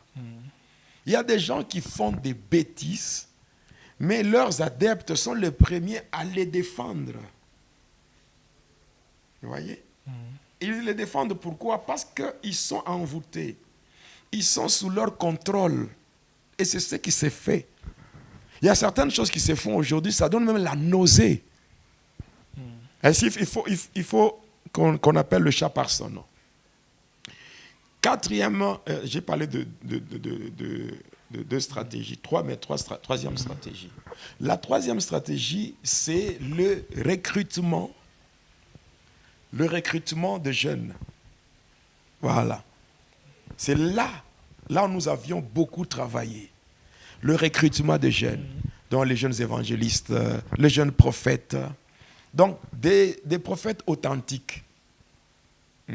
Des prophètes authentiques. Des évangélistes authentiques. Des chantres authentiques. Mais il faut le recruter. Pourquoi? Parce que quand le diable voit une personne qui est réellement appelée par Dieu, déjà cet homme-là, si on le laisse évoluer avec le Saint-Esprit, il deviendra une occasion de chute, une pierre d'achoppement. Vous allez constater qu'il y a certaines personnes, il y a des jeunes gens, soit si on ne les initie pas, on va les chasser des églises. On va créer seulement des problèmes. Oh non, on l'a vu avec une sœur. Tout ça, on le chasse. C'est-à-dire qu'il est déjà un élément gênant pour les pasteurs. Il est l'élément gênant pour l'apôtre. Il y a des gens que Dieu garde pour lui, qui ne se sont pas compromis. Et Dieu leur révèle des choses sataniques qui se font dans les églises. Et on leur crée des problèmes pour les écarter. Faites-moi un constat, vous allez me donner raison. Alors, qu'est-ce qui se passe? Comment s'est fait maintenant le recrutement? Le recrutement s'est fait comment? Les agents de ténèbres ici, qui sont appelés les dadis d'une manière générale, pour la plupart, ce sont de criminels spirituels. Des criminels spirituels. Oui, des criminels spirituels qui ont comme mission d'égarer les enfants de Dieu et de détourner. Donc, ils sont là pour détourner les enfants de Dieu de leur vraie destinée. Vous savez qu'il y a des gens aujourd'hui qui ne vivent plus selon leur destinée, mais qui vivent selon un plan imposé par Satan. Qu'est-ce qui s'est fait? Aujourd'hui, permettez que je sois clair dans mon langage, parce qu'il y a comme une colère qui m'anime en ces temps. Oui. Je sens une colère parce que, vous voyez, nous avons fait plus d'une année, parce qu'une année sans passer, parce qu'on a voulu nous empêcher avec tout cette série d'empoisonnement. Bon, cette colère, c'est quoi? Tous les gens, parce que moi-même, je faisais partie de ce monde-là. Tous ces gens-là qui sont aujourd'hui, on les appelle les grands. Saisissez bien les termes que je dis. Tous ces gens-là qui se sont déjà fait des noms, n'est-ce pas? Ils ont une certaine notoriété. OK? Ils constituent une structure. Et cette structure, on appelle ça la cour des grands. Est-ce que vous n'avez jamais entendu parler de ce mot-là? Cour des grands, ça veut dire quoi? Tous ces agents de ténèbres qui sont des gourous, qui ont déjà abandonné Jésus, qui sont devenus des criminels spirituels, ils se connaissent. Ils se connaissent. Moi, j'ai été contacté par un pasteur au Canada. Il m'a appelé, il m'a dit, Pasteur Jonas, soutiens-moi. Soutiens-moi parce qu'on m'a proposé Et j'ai manifesté ma résistance ou mon opposition. Et je suis devenu maintenant un homme à abattre. Et lorsque je parlais avec lui, il a commencé à me citer les noms des pasteurs de mon pays et de l'Afrique. Je te dire, je préfère seulement prier avec le nombre de gens que le Seigneur m'a donné à écrire ça. Je prie avec eux afin de nous préparer pour le ciel. Et non pas se distraire avec les gens. Il y a des gens qui sont dans cette cour des grands. Tous. Il y a des fois, même quand ils organisent des conventions, ils s'appellent entre eux. Ils savent ce qu'ils font. Ils prennent les enfants de Dieu comme des goïms. C'est-à-dire que comme du bétail humain. C'est-à-dire que ce sont des gens qui sont tellement mauvais, sadiques. Mais ils peuvent venir là avec une apparence de piété, mais en réalité, ce sont des loups ravisseurs. Ils viennent pour détourner les enfants de Dieu. Voici les techniques. Voici les techniques qu'on nous apprenait déjà à partir de ce monde-là, parce que tous les agents de ténèbres se réunissent dans des différentes loges. Et tous les agents de ténèbres se réunissent selon leurs ordres. Il y a ordre de ceci, ordre de ça, ordre. Ils se réunissent et c'est dans leurs différentes réunions qu'ils reçoivent les instructions pour faire non seulement la moisson des brebis, mais aussi faire la moisson des appelés. La Bible dit, dans Matthieu 24, que personne ne vous séduise. Il y aura des faux Christ. Donc il y a des jeunes qui a grandi, qui a été appelé par Dieu. Par Dieu. Mais curieusement, il est convoité par l'autre camp. Et on cherche par tous les moyens comment les récupérer. Oui. Il y a des gens qui ont l'appel authentique. Mais l'authenticité de l'appel ne suffit pas pour entrer dans une alliance. Parce que lorsque vous voulez marcher avec Dieu, selon Amos 3.3, deux hommes ne peuvent pas faire route ensemble s'ils ne se sont pas convenus. Là, on parle de l'alliance. Avant de faire l'alliance avec Dieu, il faut que les deux dimensions de l'appel soient claires, soient clairement établies. Il y a l'authenticité et la spécificité. L'appel doit être authentique. Il faut que vous sentiez que Dieu vous a appelé sans passer par une personne interposée. Il faut que vous sentiez cela au-dedans de vous. Et de deux, il faut que votre appel soit spécifique. Il faut que Dieu vous dise qu'est-ce qu'il attend de vous. Vous voyez? Parce qu'il y a des gens qui se disent, Dieu m'a appelé, mais tu ne connais même pas qu'est-ce que Dieu attend de toi. Donc ton appel n'est pas spécifique, il est seulement authentique.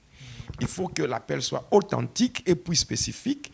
Dès que les deux éléments sont réunis, tu découvres l'authenticité de ton appel et la spécificité. C'est là que Dieu va maintenant te donner une vision. Et la vision, c'est la représentation spirituelle de ce qu'on poursuit. Vu que ce que tu poursuis, tu ne peux pas l'atteindre seul, il faut maintenant que tu marches avec Dieu pour te faire arriver là. Et en marchant avec Dieu, tu dois avoir un accord. Et cet accord, c'est ça l'alliance. Mais aujourd'hui, il y a des gens qui entrent dans des alliances qui ne sont pas divines, des alliances sataniques. Et ça, c'est la stratégie des agents de ténèbres. Ils peuvent, comme la stratégie ou les différentes stratégies sont celles-ci. Là, nous tous, on nous montrait comment faire parce que nous avions volé beaucoup d'âmes. Parce que je ne peux pas dire que Lorsqu'on servait le diable, nous avons gagné les âmes pour Satan. Non, nous avons volé. Nous avons volé et détruit les âmes de Jésus. Et c'est comme ça que la première des choses, c'est l'observation. Observez tous ceux-là qui sont sérieux. Voilà. Observez tous ceux-là qui sont sérieux. Vous voyez, dans l'église, on observe les gens qui sont sérieux, qui servent Dieu, tout ça. On les observe dans leur prêche, la manière de prêcher, la manière de chanter. Alors, une fois cette observation a comme objectif l'identification. On observe les gens pour les identifier. Une fois identifiés, qu'est-ce qu'on va faire? Après les avoir identifiés, on va leur dire ceci. Après identification, maintenant, c'est la technique d'approche. J'ai parlé premièrement de l'observation. L'observation qui amène à l'identification. L'identification, après l'identification, technique d'approche. On vient, on vous dit, vous prêchez bien, vous prêchez vraiment bien. Vous chantez très bien. Mais il vous manque quelque chose pour expérimenter la puissance. Vous savez bien prêcher. Vous chantez bien. Mais il faut qu'il y ait l'impact. Vous devez impacter. C'est ça. Maintenant, vous savez, l'impact mal compris produit le sensationnel. Ok. Or, surtout les jeunes gens sont à la recherche du sensationnel. Vous voyez? Ouais. Donc, tu prêches bien, tu chantes bien, mais il te manque quelque chose ouais. pour impacter. Or, ce qu'il faut dire, pour être vrai et honnête, l'impactation a des dimensions. Ouais. Donc, l'impactation a 4 dimensions. La première dimension, c'est le baptême du Saint-Esprit. Okay. Deuxième dimension, c'est la plénitude du Saint-Esprit. Troisième dimension, c'est le revêtement de la puissance du Saint-Esprit. Et quatrième dimension, c'est l'onction du Saint-Esprit. Donc ça, c'est l'impactation selon la parole de Dieu. Selon la parole de Dieu. Parce qu'une fois que vous êtes baptisé du Saint-Esprit, ça c'est un. Parce que d'abord, quand vous devenez chrétien, vous devez nécessairement être baptisé du Saint-Esprit. Pourquoi? Parce qu'un chrétien, c'est-à-dire que vous appartenez à Christ. Mais la chose qui démontre que vous appartenez à Christ, c'est le Saint-Esprit. La Bible dit, dans Romains 8, 9, celui qui n'a pas l'Esprit de Christ ne lui appartient pas. Oui. Et c'est ainsi que quand vous donnez votre vie à Christ, la chose qui vient après, c'est que vous devez être baptisé du Saint-Esprit. C'est comme Jean-Baptiste. Il baptisait pour amener les gens à la repentance. Quand vous vous repentez, c'est pour recevoir Jésus. Maintenant, il dit, moi je vous baptise d'eau, mais celui qui vient va vous baptiser du feu et de l'esprit. Donc quand on reçoit Jésus, après on est baptisé. Ça, c'est la première dimension de l'impactation. Deuxième dimension, dès que vous êtes baptisé, vous allez maintenant chercher vous allez chercher la plénitude du Saint-Esprit dans une dimension quantitative. Et c'est là qu'on parle de la plénitude. Deuxième dimension, vous êtes rempli. Troisième dimension, c'est le revêtement. Le revêtement de la puissance du Saint-Esprit pour affronter les forces maléfiques. Troisièmement et quatrièmement, c'est l'onction du Saint-Esprit qui vous bascule du naturel au surnaturel, afin que vous ayez la capacité de faire la volonté de Dieu. Bon. Après ça, maintenant, lorsqu'on vous demande, on vous dit que vous devez impacter. N'est-ce pas? Vous devenez maintenant curieux. N'est-ce pas? Oui. Vous devenez curieux. Oui. Alors, cette curiosité, on va maintenant vous dire, la Bible que vous lisez, que vous prêchez, même la Bible que vous prenez pour vous inspirer par rapport à vos cantiques, cette Bible, elle est codée. Voilà. On vous dit, la Bible, elle est codée. Maintenant, quand on vous dit que la Bible, elle est codée, c'est pour vous pousser maintenant à vous dire que non, vous devez maintenant être initié. Pour décoder. Voilà. Il faut que vous soyez initié afin de décoder la Bible. N'est-ce pas? C'est lui qui vous parle comme ça. C'est quelqu'un qui a déjà une renommée. Peut-être c'est votre père spirituel. Voilà, quelqu'un qui a déjà une certaine notoriété, quelqu'un qu'on appelle grand. Et vous le respectez. Voilà. Il va vous dire qu'il faut que vous soyez initié pour avoir le discernement des choses que vous voulez prêcher. Et cette initiation, il faut que vous soyez capable de passer par une méditation qui vous permettra de décoder la Bible. Or, cette puissance qui vous manque là, c'est très simple. C'est très simple. Vous devez comprendre que, au fait, l'homme n'a pas deux yeux. Ouais, c'est là le problème. L'homme n'a pas deux yeux. L'homme a trois yeux. Donc, les yeux que vous voyez là, les deux, au milieu là, sur le front, il y a un troisième œil. Et cet œil-là, vous devez l'activer afin de comprendre des choses que d'autres personnes ne comprennent pas. Bon, maintenant, vous voulez impacter, non? Je ne sais pas si vous comprenez comment on arrive à avoir certaines personnes. Ouais, c'est technique d'approche. Voilà. Vous voulez impacter. On vous dit, il faudra maintenant, activer cet œil-là qui vous permettra de décoder la Bible. Il y aura une puissance qui vous accompagnera. Vous serez puissant. Lorsque vous prêchez, vous aurez des déclarations. Quand vous déclarez des choses, vous verrez même des choses. Vous allez commencer à voir des choses que l'œil n'a jamais vues. Vous allez entendre des choses que l'oreille n'a jamais entendues. Il y aura des choses qui vont monter dans votre cœur, des choses qui ne sont jamais montées dans le cœur de l'homme. Or, c'est la Bible. 1 Corinthiens, chapitre 2, verset 9. C'est ce que la Bible dit. Or, ces choses, ce sont des choses que Dieu a réservées pour ceux qui l'aiment. Des choses qu'aucun œil n'a vues, qu'aucune oreille n'a entendues, qui ne sont jamais montées dans le cœur. On vous parle de ça. Vous prêchez bien tout ça. Mais, alors, quand on vous dit ça, ça vous stimule. Voilà, vous êtes excité. Ouais. Voilà, vous êtes excité. Vous voulez devenir ce qu'on vous parle là. Alors, cet œil-là a des différentes appellations.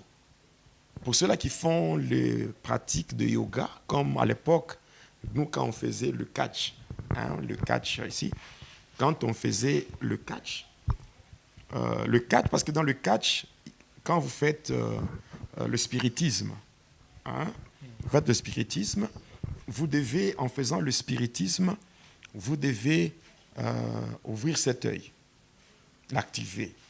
Dans le yoga, par exemple, parce que dans le catch, il y a une partie de yoga et du spiritisme. Et cet œil-là, c'est à partir de là qu'on parle du chakra. Le chakra. Le chakra. Voilà. Ça, c'est dans le yoga. Dans chez les francs-maçons, on parle de l'œil qui voit tout. Donc, l'œil franc-maçon. Et chez les Illuminati, c'est l'œil Illuminati. Donc, cet œil-là, le troisième œil, c'est l'œil du voyant. Oui, j'entends beaucoup de gens parler de cet œil, le troisième œil. Troisième œil. On va vous parler maintenant. Comment vous allez... Il y a même des représentations, on montre une personne avec deux yeux et une œil qui est juste au milieu. Juste ici. Au milieu, là, au niveau du visage, là, il y a un œil là. Un œil, voilà. Alors, maintenant, on vous dit quoi? Ça, à partir de cet œil, une fois que vous activez cet œil, ça vous permet d'entrer en contact avec votre ange gardien, votre ange. N'est-ce pas? Ouais. Votre ange, entrer en contact avec lui et commencer à communiquer avec lui. C'est cet ange-là qui va commencer maintenant à vous révéler des choses. Or, cet ange-là n'est autre qu'un démon déguisé. Je ne sais pas si vous comprenez. Okay. C'est-à-dire que l'œil là qui s'ouvre vous permet d'entrer en contact avec votre ange et de communiquer avec lui. Alors, maintenant, une fois que l'œil est activé, cet ange-là, un démon, peut même commencer à vous dire des choses que vous allez dire. Et quand vous dites, ça va étonner les gens. Et c'est ce qui s'est fait. Cet ange-là peut même travailler dans les têtes des gens et il peut même commencer à te communiquer. Et toi, tu parleras en termes de prophétie. Or, ces anges-là, ce sont les génies de la Kabbale. On les appelle les 72 génies de la Kabbale ou les 72 Elohim. Et ce sont ces anges-là qui vont te connecter à ce qu'on appelle la numérologie kabbalistique. La numérologie kabbalistique et même la numérologie astrologique. Et passant par la numérologie kabbalistique, c'est cet ange-là ces anges-là sont des démons déguisés en anges qui peuvent même te donner le numéro de téléphone de quelqu'un. Bon, je ne sais pas. Bon, vers les années 70, pour ne pas dire 70, n'est-ce pas? Est-ce que quand il n'y avait pas les téléphones, les téléphones portables, est-ce qu'on voyait dans les églises des bêtises, ton numéro c'est tel, on voyait ça? Là, Dieu n'agissait pas. Est-ce que les téléphones fixes qui étaient dans des maisons des gens ou dans des entreprises, ces téléphones-là n'avaient pas de numéro? Ces téléphones-là n'avaient pas de numéro? Il y en avait. Maintenant, pourquoi les prophètes ne donnaient pas ça? Donc à un moment donné, je vais dire, on se joue tellement des enfants de Dieu, on les manipule comme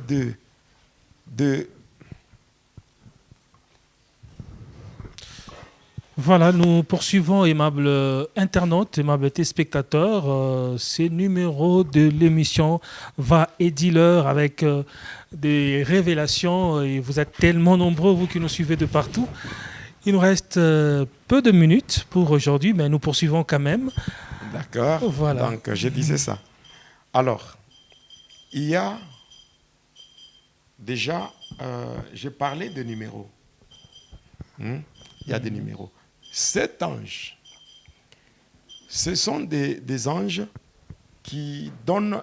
Donc, une fois que l'œil est activé, n'est-ce pas? Il y a deux choses. Numérologie kabbalistique. Deuxième des choses, astrologie kabbalistique. Vous voyez, l'astrologie, c'est quoi? C'est la position des astres. Et à partir de là, je peux être comme ça, dans l'église. Je vous donne un exemple facile. Or, l'astrologie, là nous voyons les astres. Maintenant, si on parle de l'astrologie, il y a le mot logos, qui veut dire étude. Or, on ne peut faire l'astrologie ou l'étude des astres si on ne tient pas compte de leur position. N'est-ce pas? Et ainsi, quelqu'un peut être en train de prophétiser. Il applique à partir d'un ange, un démon déguisé, il applique la numérologie. Il te donne le numéro de téléphone. Il te donne, par exemple, la date à tel jour, tout. Maintenant, si il ne parvient pas à te localiser pour que son ange agisse sur toi, et là, il va utiliser l'astrologie kabbalistique. C'est-à-dire, ça sera maintenant un problème de positionnement. Est-ce que tu peux avancer de 3 pas? Est-ce que tu peux reculer? Est-ce que tu peux taper dans la main 2 fois? Vous voyez? De telles choses, ça c'est déjà dans l'astrologie. On vous fait ça pour arriver à vous localiser par rapport à la position. Donc on vous met dans une fréquence un peu... Voilà, oui. Dans une fréquence qui permet... qu'on puisse vous localiser. C'est ce qui s'est fait. Que l'Esprit te localise. Je prie. Dis seulement, Saint-Esprit, localise-moi. Pourquoi? Est-ce que le Saint-Esprit a besoin de localiser quelqu'un? Dieu a besoin de localiser quelqu'un. Dieu nous connaît tous. Il nous voit. Même si nous sommes dans un lieu noir, dans un lieu reculé, Dieu nous voit. Maintenant, comment on va demander à l'église, prie seulement, Saint-Esprit, localise-moi. Non, non. Quand tu fais cette prière, le Saint-Esprit, localise-moi. Ce n'est pas pour que tu sois localisé par le Saint-Esprit, c'est pour que son ange là te localise. Et après là, les prophéties commencent. À partir du 3e œil, son ange là commence à lui communiquer des choses qu'il vous dit là. Et là, les gens sont en train d'acclamer, croyant que c'est Dieu qui est à l'œuvre. Non. Non. Alors, là maintenant, qu'est-ce qui se fait? Là, vous allez découvrir comment les gens tombent dans des erreurs. Celui à qui on est en train de dire, parce qu'il a besoin de l'impact, hein, il veut impacter. Comme il a besoin d'impacter, maintenant on lui dira comment procéder pour que cet œil-là s'ouvre. Alors là, on va lui demander de créer un sanctuaire. Un sanctuaire pour le culte personnel. Alors, on va lui demander, parce que nous tous, nous sommes passés par là, et nous parlons comme ça pour avertir les jeunes gens qui sont à la recherche du sensationnel, de la notoriété. C'est important actuellement. Beaucoup de jeunes veulent impacter. On va dire, dans la maison, il faut que tu aies une chambre dans laquelle personne d'autre ne peut entrer à part toi-même. Okay. Alors dans cette chambre-là, tu dois chercher les photos de toutes les personnes qu'on appelle de grands. C'est-à-dire des personnes qui t'ont déjà impressionné ou des personnes que tu as déjà admirées par rapport à leur ministère. Vous voyez? C'est comme ça qu'on est en train de te préparer déjà à te connecter à ce monde-là. Parce que tous ces gens que tu appelles grands, ce sont des gens qui savent la source de leur puissance. On va te dire, cherche les photos. Les photos de gens qui sont grands, des gens qui t'ont marqué, des gens que tu admires. Et alors, parmi ces gens, tu vas mettre 2 catégories de photos. Première catégorie, ce sont les photos des gens qui sont vivants. Deuxième catégorie, ce sont des gens qui sont déjà décédés. Mais, par exemple, dans leur vie ministérielle, donc ils t'ont marqué, tu les as appréciés, tu les as admirés. Et aujourd'hui, ils ont de grandes églises. C'est de là que viennent ces histoires de photos. Vous voyez? Non, j'ai pris seulement la photo de quelqu'un, j'ai mis sous mon corps, j'étais malade, j'étais guéri.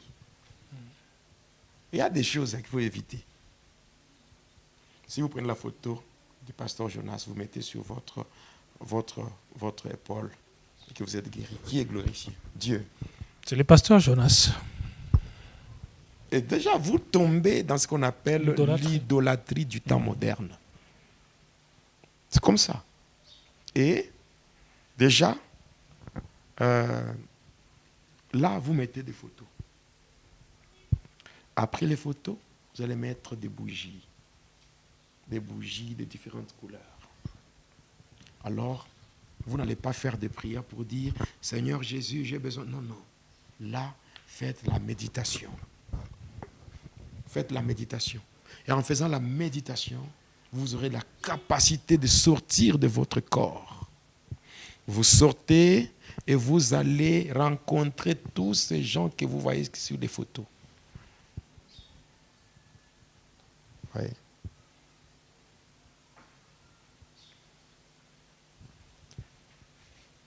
Donc, ces personnes qui sont en vie ou des personnes qui sont déjà décédées, vous sortez de votre corps. Vous allez les rencontrer. Là, votre œil, votre 3e œil est déjà activé. Est déjà activé.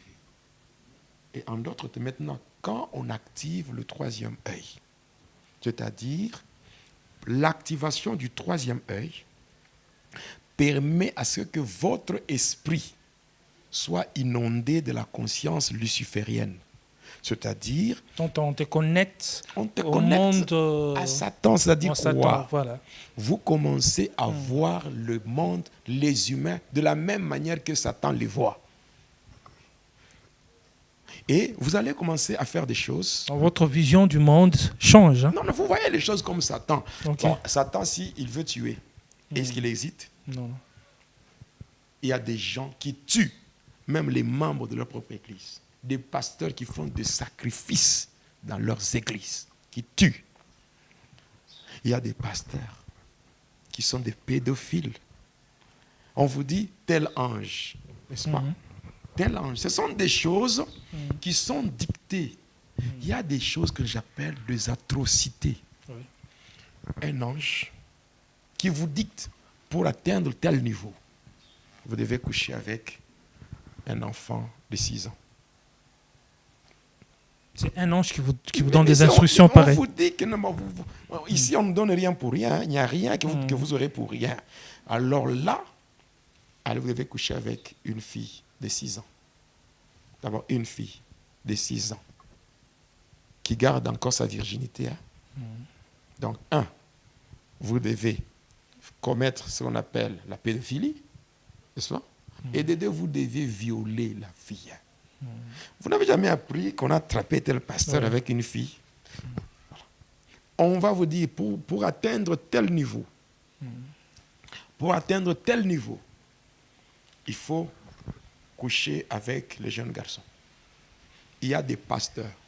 Il y a certains pasteurs, je le dis, je lève ma main. Il y a certains pasteurs qui couchent avec les garçons de leurs églises. Oui, il y a des garçons qu'on a déjà envoûtés. Et le pasteur couche avec des garçons dans le bureau. Et quand il couche, donc on va vous donner des techniques pour convaincre. Non, tu vois, à ton âge ici, si tu commences à sortir avec les filles, tu vas t'abîmer vite. Attends quand tu seras à tel âge, tout ça. On te convainc. Et puis l'argent, et certaines faveurs. Le garçon devient comme les garçons de course. Le pasteur, voilà. Mais il y a des choses qui se font. Comment expliquer quelqu'un qui fait de telles saletés peut monter Dieu de la chair et commencer à prêcher? Je ne sais pas si vous comprenez. Voilà.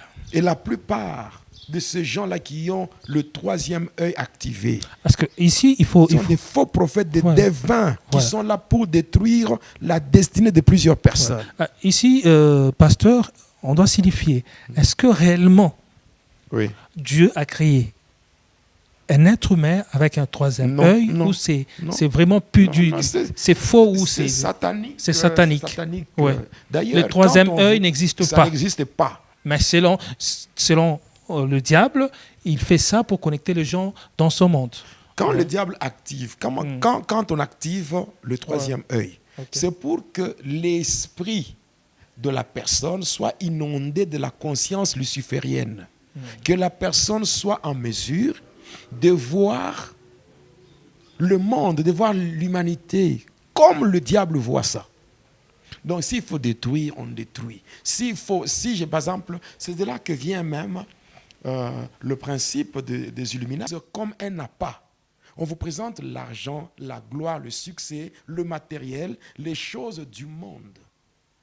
On vous présente toutes ces choses-là pour vous attirer. Voilà. Alors, c'est tellement des révélations. Alors, c'est très fort, mais on vient de me signaler par Bonnie, les réalisateurs, qu'on est déjà à la fin. C'est déjà la fin.